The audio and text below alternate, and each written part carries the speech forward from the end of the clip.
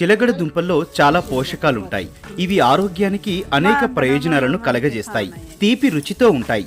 అందుకే వీటిని తినేందుకు చాలా మంది ఇష్టపడతారు. చిలగడ దుంపలను ఉడికించి తిన్నా, కాల్చి తిన్నా, పచ్చిగా తిన్నా టేస్టీగా అనిపిస్తాయి. అయితే చిలగడ దుంపలోని పోషకాలు మెరుగ్గా మన శరీరానికి అందాలంటే దాన్ని ఎలా ఉడికించాలో తినాలో కూడా తెలుసుకోవాలి. చిలగడ దుంపలను నీటిలో వేసి ఉడికించడం కన్నా ఇడ్లీలాగా ఆవిరి మీద ఉడికిస్తే ఎంతో మంచిది. ఆవిరి మీద ఉడికించడం వల్ల చిలగడ దుంపల్లోని పోషకాలేవి తగ్గవు. అవి మరింత ఆరోగ్యాన్ని అందిస్తాయి. అలాగే ఉడికించిన తర్వాత చాలా మంది పొట్టు తీసి తింటారు. కానీ పొట్టు తీయాల్సిన అవసరం కూడా లేదు.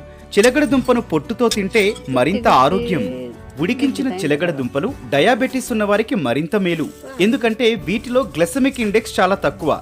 చిలగడ దుంపల్లో iron, vitamin C, potassium, fibre, anti ఆక్సిడెంట్లు లాంటి ముఖ్యమైన పోషకాలు ఉంటాయి. అందుకే రోజుకొక ఉడికించిన చిలగడ దుంప